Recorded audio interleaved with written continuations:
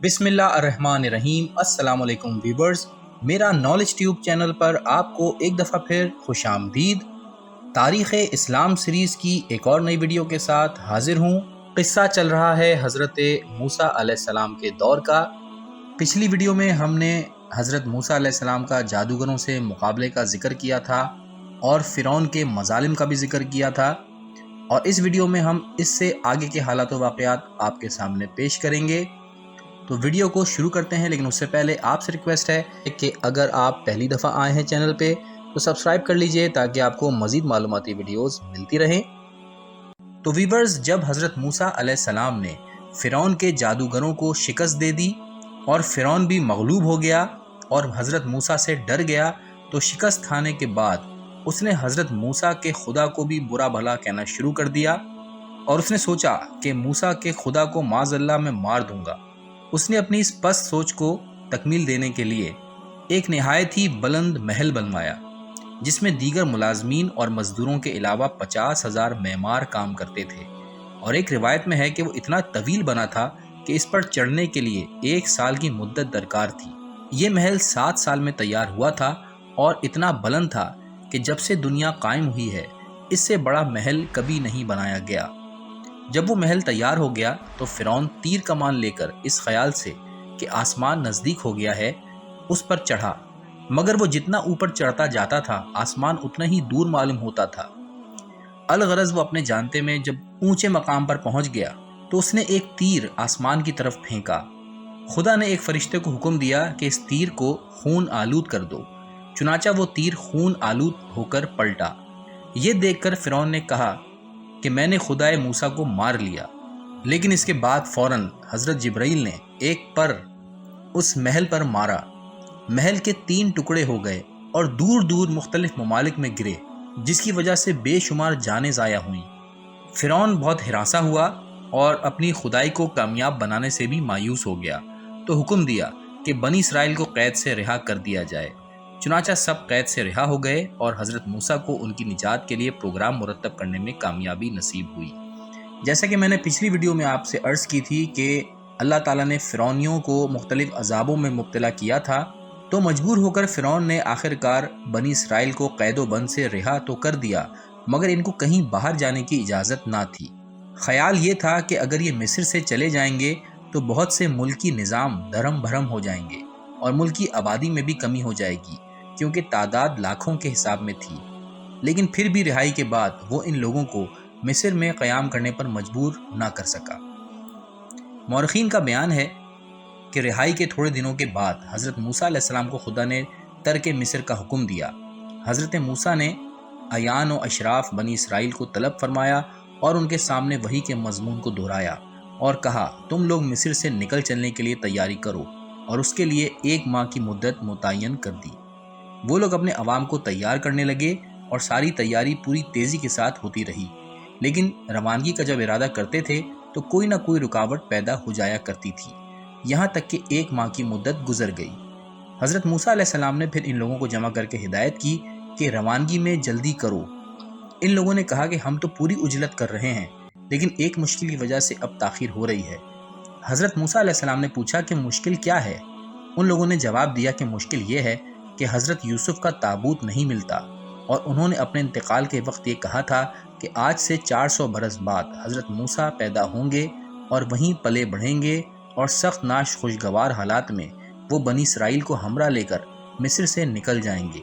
वो वक्त जो उनके निकलने का होगा उसको मत भूलना, और नस्लन बाद नस्लन इसकी हिदायत जारी रहे कि इनके साथ मेरा ताबूत भी निकलेगा। यानी जब हज़रत मूसा अलैहिस्सलाम के ज़माने में और उनके हमरा बनी इसराइल जाने लगें तो मेरे ताबूत को भी हमरा ले जाएं और मेरे आबा व अजदाद की कब्रों के करीब दफन कर दें। हज़रत मूसा अलैहिस्सलाम ने फरमाया कि अच्छा, तलाश करो। चुनाचा लोग तलाश करने में लगे रहे, यहाँ तक कि एक बहुत बूढ़ी औरत की तरफ निशानदही की गई और बताया गया कि अगर इल्म है तो इसी को है, वरना कोई और नहीं जानता। उसने चंद शराइत के साथ निशानदही का वादा किया और हज़रत यूसुफ का ताबूत आखिरकार मिल ही गया। एक और रिवायत में है कि खुदावंद आलम ने रवानगी के वक्त हज़रत मूसा को ये वही की थी कि ताबूत यूसुफ को बरामद कर लो और हमरा उसे भी साथ लेते जाओ। चुनाचा हज़रत मूसा ने मालूमात हासिल की और मालूम हुआ कि एक नहायत ज़ईफ़ा औरत है जिसे इसका इल्म है कि ताबूत यूसुफ कहाँ है। حضرت موسیٰ علیہ السلام نے اسے طلب فرمایا تو اس نے کہا کہ میں بتا سکتی ہوں اور بتاؤں گی، لیکن اس شرط پر کہ آپ ہماری 4 خواہشیں تسلیم کر لیں۔ نمبر 1، میں زمین گیر ہوں، میرے پاؤں درست کر دیں۔ میں بوڑھی ہو گئی ہوں، میری جوانی پلٹا دیں۔ میں اندھی ہوں، مجھے بینائی عطا کر دیں۔ اور میں نادار غریب عورت ہوں، مجھے جنت میں اپنے ساتھ رکھنے کا وعدہ کر لیں۔ حضرت موسیٰ علیہ السلام نے ان باتوں کو سنا تو آپ کو بہت محسوس ہوا کہ یہ ایسے نازک حال میں اس قسم کے سوالات کر رہی ہے، لیکن فوراً وحی آئی کہ اے موسیٰ، یہ جو خواہش رکھتی ہے اسے منظور کر لو۔ چنانچہ حضرت موسیٰ علیہ السلام نے اس کی بات مان لی اور وہ بہرہ ہو گئی۔ پھر اس نے دریائے نیل کے قریب جا کر ایک جگہ بتائی اور تابوت جو سنگ مرمر کا بنا ہوا تھا پانی سے برآمد کر لیا گیا۔ ایک روایت میں ہے کہ چاند کی روشنی روک دی گئی تھی تاکہ اہل مصر کو بنی اسرائیل کی روانگی کا علم نہ ہو سکے۔ ایک اور روایت میں ہے کہ حضرت موسیٰ علیہ السلام نے اعلان کرا دیا تھا کہ جو تابوت یوسف کی نشاندہی کرے گا اس کی ہر حاجت مانی جائے گی۔ غرض یہ کہ حضرت موسیٰ نے جس مقام کا اعلان کیا تھا وہاں پر 18,80,000 افراد جمع ہو گئے اور حضرت موسیٰ بھی تابوت لے کر وہاں پہنچ گئے۔ ایک روایت میں ہے کہ بنی اسرائیل اس دن کو جس دن انہیں آزادی ملی تھی یوم عید بھی قرار دیتے تھے۔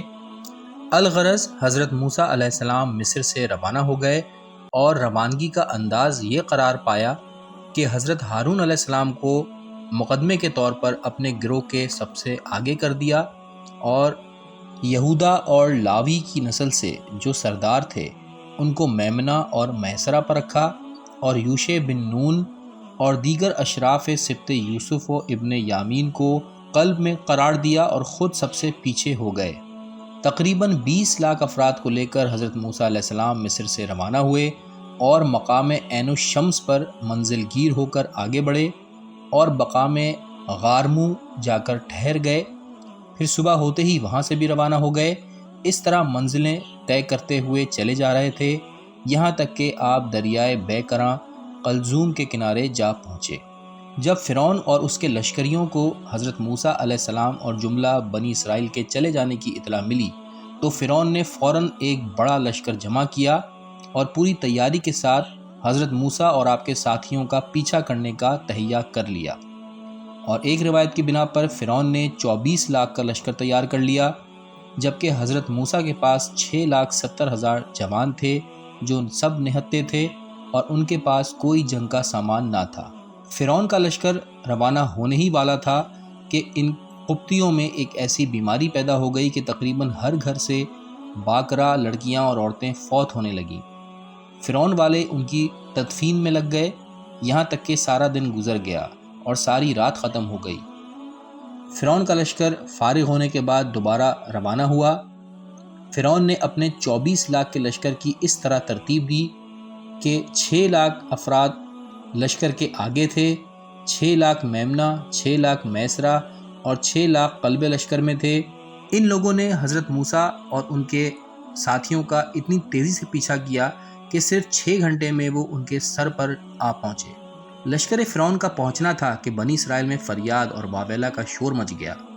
حضرت موسیٰ علیہ السلام نے فرمایا کہ گھبراؤ نہیں، خدا نے ہر قسم کی حفاظت کا وعدہ کیا ہے اور اس کا وعدہ غلط نہیں ہو سکتا۔ حضرت موسیٰ ابھی ان لوگوں کو سمجھا ہی رہے تھے کہ حضرت جبرائیل آ پہنچے اور انہوں نے کہا کہ آپ پانی پر اپنا عصا ماریے، راستہ ہو جائے گا۔ چنانچہ آپ نے ایک اونچے مقام پر کھڑے ہو کر دریائے نیل کے پانی پر اپنا عصا مارا۔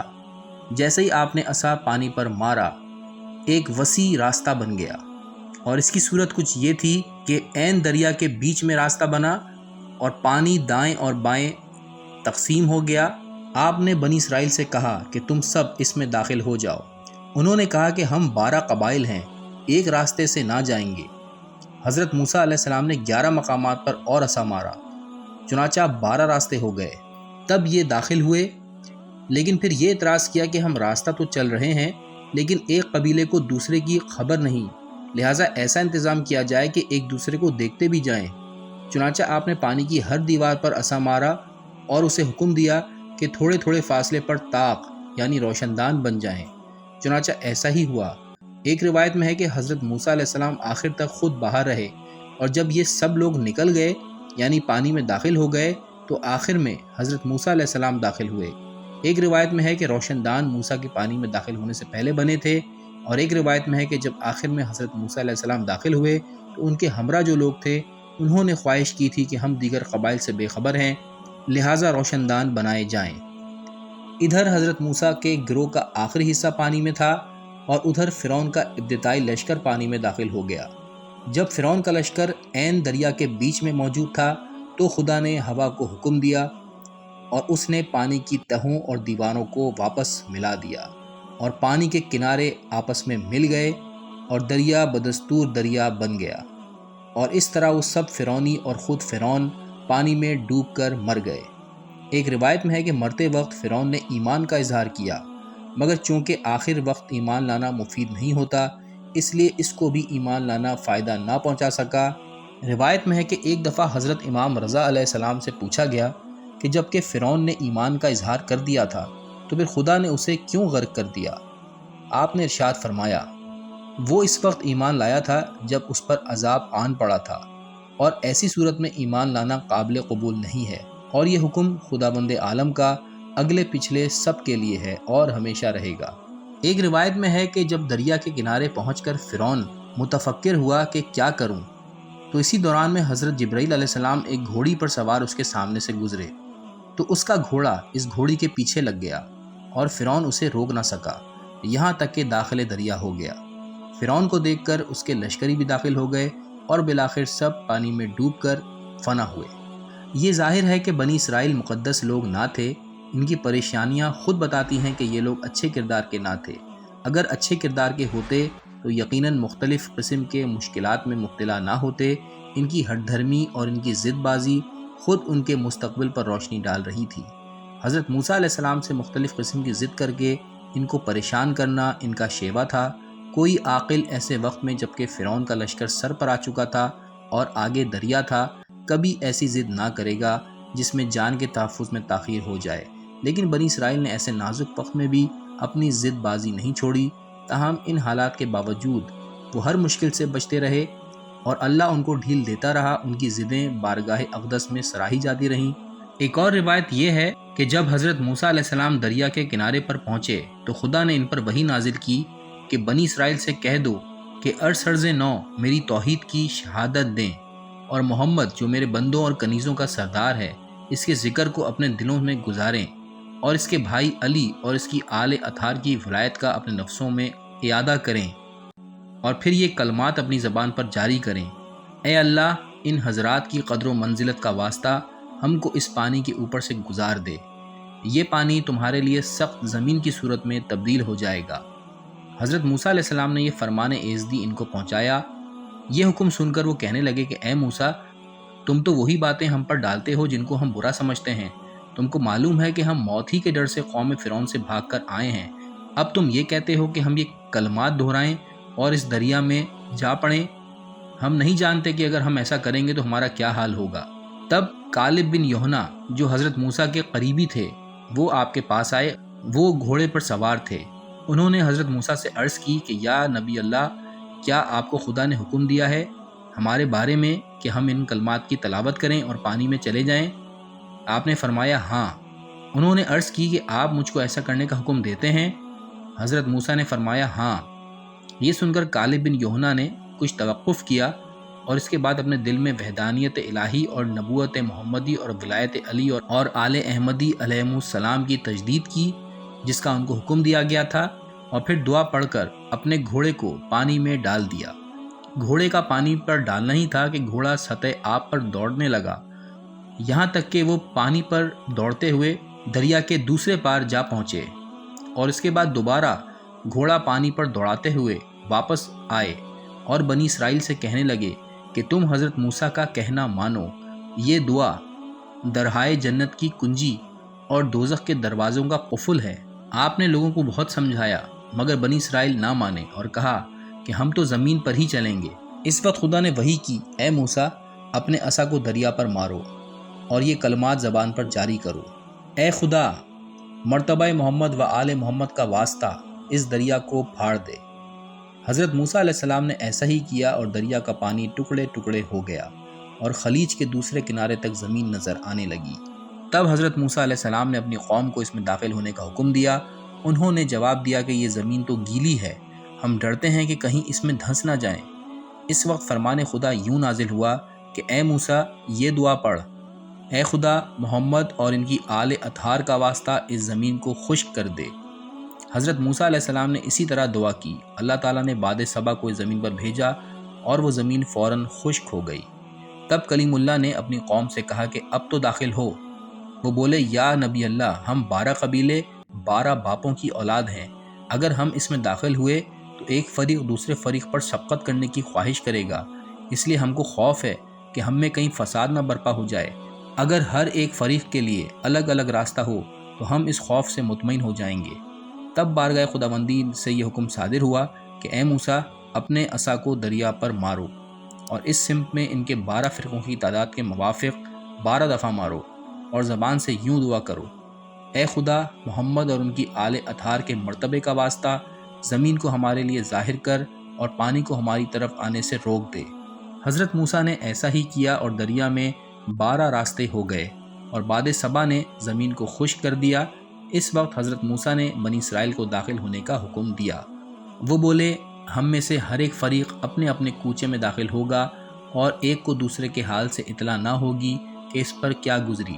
تب خدا نے فرمایا کہ اے موسیٰ پانی کے ان ٹیلوں پر جو ان راستوں کے مابین حائل ہیں اپنا عصا مارو اور یوں دعا کرو، اے خدا محمد اور اس کی آل اطہار کے مرتبے کا واسطہ اس پانی میں بڑے بڑے طاق بنا دے جن میں سے ہر ایک دوسرے کو دیکھتے رہیں۔ حضرت موسیٰ نے ایسا ہی کیا اور بڑے بڑے وسیع طاق پانی کے درمیان پیدا ہو گئے تاکہ وہ ایک دوسرے کو دیکھ سکیں۔ آخر کار وہ دریا میں داخل ہوئے اور جب وہ ساحل کے دوسرے کنارے پر پہنچے تو فرعون اور اس کی قوم بھی آ کر دریا میں داخل ہو گئی۔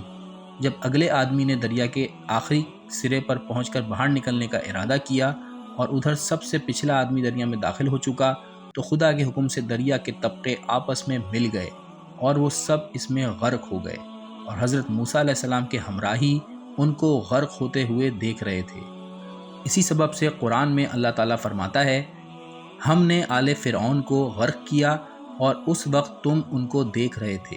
مورخین کا بیان ہے کہ قوم فرعون کے اپنے جھوٹے خدا سمیت غرق ہونے کے بعد دریا میں تلاطم پیدا ہوا اور 10 دن تک جاری رہا۔ اس تلاطم کے ذریعے سے پانی نے فرعونیوں کے اجساد اور اجسام کو کنارے پر لا ڈالا۔ بنی اسرائیل نے جب دیکھا کہ قبطی ساحل دریا پر پڑے ہیں تو ان لوگوں نے ان کے جسم سے کپڑے، آلات حرب اور دیگر چیزیں گھسیٹنی شروع کر دیں۔ حضرت موسیٰ علیہ السلام نے ہر چند منع کیا مگر ان کی ایک نہ سنی۔ بروایت ناسخ التواریخ یہی حال اسباب، زیورات، سونا چاندی، فتنہ سامری کا پیش خیمہ بنا تھا۔ اس واقعے کے تیسرے دن حضرت موسیٰ علیہ السلام نے حضرت یوشع بن نون اور حضرت کالب بن یوحنا کی سربراہی میں 12 ہزار کے 2 لشکر مرتب کر کے مصر بھیج دیے تاکہ یہ وہاں جا کر حالات کو بھی دیکھیں اور مال غنیمت حاصل کر لیں اور دیگر انتظامات کریں۔ چنانچہ یہ دونوں حضرات لشکر لیے ہوئے مصر پہنچے۔ وہاں عورتوں، بچوں، بوڑھوں، بیماروں کے علاوہ کوئی نہ تھا کیونکہ سب کے سب دریا میں فرعون کے ساتھ غرق ہو گئے تھے۔ حضرت یوشع اور حضرت کالب نے اموال اور خزانے وغیرہ حاصل کر لیے اور جو چیزیں فروخت کے قابل تھیں وہ فروخت کر دیں اور جو لانے کے لائق تھیں وہ ہمراہ لے آئے۔ پھر ان پر انہی میں سے ایک منتظم اور ان پر حکمرانی کرنے والا مقرر کر دیا۔ اس کے بعد واپس ہو کر حضرت موسیٰ کی خدمت میں چلے آئے۔ ایک روایت میں ہے کہ یہ عارضی قبضہ تھا لیکن یہ مستقل قبضہ مصر پر حضرت داؤد علیہ السلام کے زمانے میں ہوا۔ یہاں میں آپ کو بتاتا چلوں کہ اللہ تعالیٰ نے فرعون کے غرور کو خاک میں ملانے کے لیے اور قیامت تک کے لیے اس کو عبرت کا نشان بنانے کے لیے اس کی لاش کو محفوظ کر دیا۔ قرآن مجید میں فرعون کے غرق ہونے کا پورا واقعہ موجود ہے جس کا ترجمہ یہ ہے، اور ہم نے بنی اسرائیل کو سمندر پار کرا دیا تو فرعون اور اس کے لشکر نے ان کا پیچھا کیا سرکشی اور زیادتی کی غرض سے، یہاں تک کہ جب فرعون ڈوبنے لگا تو اس نے کہا کہ میں ایمان لایا کہ کوئی معبود نہیں مگر وہ جس پر بنی اسرائیل ایمان لائے اور میں فرما برداروں میں سے ہوں۔ اسے جواب دیا گیا اب ایمان لاتا ہے حالانکہ اس سے پہلے تو نافرمانی کرتا رہا اور تو فساد برپا کرنے والوں میں سے تھا، بس آج ہم تیری لاش کو بچائیں گے تاکہ تو اپنے بعد والوں کے لیے نشانی بنے، اور بے شک بہت سے لوگ ہماری نشانیوں سے غافل رہتے ہیں۔ تو ویورز، فرعون ڈوبا تو تھا، وہ مر بھی گیا، لیکن اس کی لاش کو اللہ تعالیٰ نے معجزے کی صورت میں باقی رکھا ہے اور آج بھی اس کی لاش مصر کے میوزیم میں موجود ہے، اور ایک تحقیق کے مطابق آج بھی اس کے ناخن اور بال بڑے ہوتے ہیں جنہیں کترا جاتا ہے۔ ویورز، آج کی ویڈیو یہیں تک، اس سے آگے کے حالات و واقعات اگلی ویڈیو میں پیش کیے جائیں گے۔ ویڈیو پسند آئی ہو تو لائک ضرور کیجیے گا اور شیئر بھی کیجیے گا، اور اپنا بہت خیال رکھیے گا۔ اللہ حافظ۔